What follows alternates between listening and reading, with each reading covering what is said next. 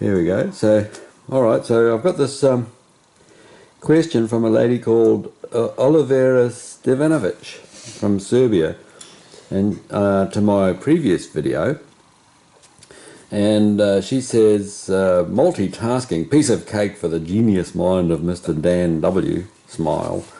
Well, if you're going to record more topics, I suggest to you to ask him about the stone circles and labyrinths, and especially about one in ex-Yugoslavia, special made for stopping the war in 1990. I heard Mr. Dan speaking about that, but in a few sentences, and I'm really curious about that topic. And to hear again how we can make our own stone circle for a greater benefit in our societies, anywhere. Regards from Serbia. So, have you got any updates on that? Well, it's really a wonderful and helpful question because it brings up such important issues. That project actually was led by Marty Kane, and I believe martykane.com, who is a geomancer, geobiologist. She sees nature spirits clairvoyantly, and she's a labyrinth expert. And you can also see pictures of these labyrinths at goldenmean.info/labyrinth. So, short version of the story. We were doing a project called Peace University. And the whole project is at goldenmean.info/Peace University.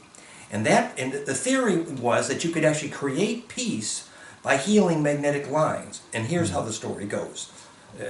So our hero here is Professor Phil Callahan. We made a video with him. Who, you've probably heard this story. He was traveling in South America, and they found out that in order to know whether the next tribe down the river was friendly or headhunters, he discovered that if he measured the magnetism, magnetic lines in the soil, if the magnetic lines were going good, paramagnetic, etc., then the next tribe was friendly, no problem. But if the soil would not conduct magnetism, most likely the next tribe down the river is going to be headhunters. And consistently, he was right about this. All kinds of fun stories about infrared. It's a really fun story. But anyway, so Phil Callahan formed this theory. Sorry, where can you read about that? Like, have you? goldenmean.info/Peace University, I believe, actually. Yeah, and the film we made about Callahan, I'm still trying to dig up. We made a film with him in Florida. He's a national hero in measuring paramagnetic flux through the soil. The paramagnetic susceptibility of the soil is a profound agricultural tool. But it's more than just agricultural success when the soil is conductive to paramagnetic. I forget it's called susceptibility, but that's the term for the flux, permissivity, permittivity. Anyway, so Callahan forms this theory that if the magnetism breaks down in the soil, that's how come war happens. This was fun. I really got into this. And so Callahan, he went to Israel, Yugoslavia, and Northern Ireland. And sure enough, where the magnetic lines break, that's where the war happens. And so we had to study. And so then the next step, the thing they figured out, and it's very simple logic.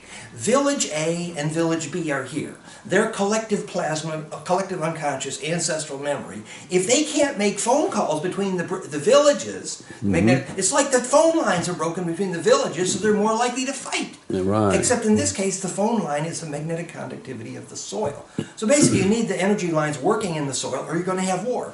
Which is an extension of the idea is if your magnetic map is not a rose, you're in trouble. It's the map of Prague. It's the old story. So we were documenting this. So the other thing they measured, and they measured this at the time, was after the war in Vukovar, Yugoslavia, and there were many places like this, measurably the groundwater goes. It's the same story as if you're touching your lover.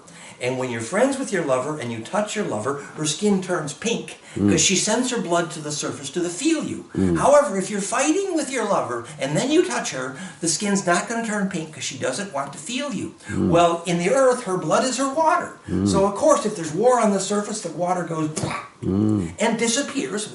Well, Marty Kane did a project in Vukovar, Yugoslavia, with a labyrinth. Now they use stone labyrinths and they use feather labyrinths, and you can see pictures. It's a fun story.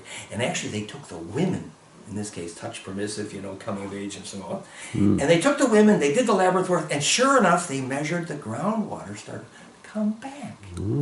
So the idea is simple. You make the magnetic map, heal the magnetic lines, finish making the rose picture, and suddenly war goes away, because peacemaking by definition is simply centripetal negentropy, which defines peace for waves and therefore people.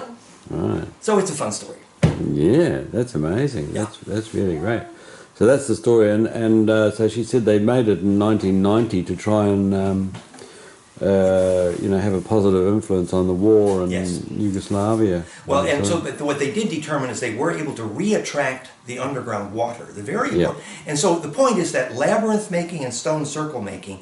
Remember, where you start the labyrinth, where you start the stone circle, and where you start the cathedral called the cistern, actually is where the magnetic lines cross. Yeah. At the same place you put the Cozy Rev mirror, and you measure that in nanoteslas. And if you find, the Dowser's Geobiology, and when you can measure the magnetic lines crossing, you get the conjugation approach, where the pine cones form, and therefore you get longitudinal access, and that's the DNA radio and the spiritual, media. Right. And so you start the labyrinth the same way you start a cathedral, is you find the place where the magnetic lines cross, and that's embeddability. The same place you place the therapy. Actually, it's the same story. Okay. And any geobiologist knows these stories. Yeah. It fits the physics.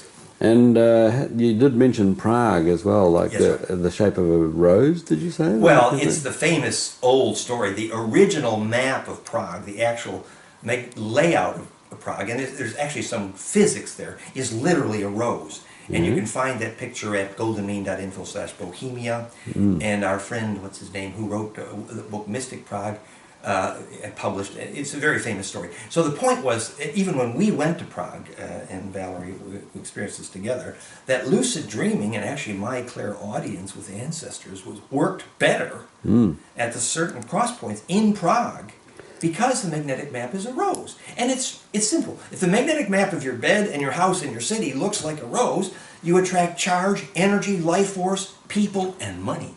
Right. So the idea was, Gary Skillin famously, the first thing you need is a magnetic map of your bed. Then you need a magnetic map of your backyard. And in all cases, the more it looks like a rose, the more you have life force. Because it's centripetal, it's obvious. Right. So it's get fractal or get dead. Thank you very much for that. Thank you. Blessings. Yeah. Okay.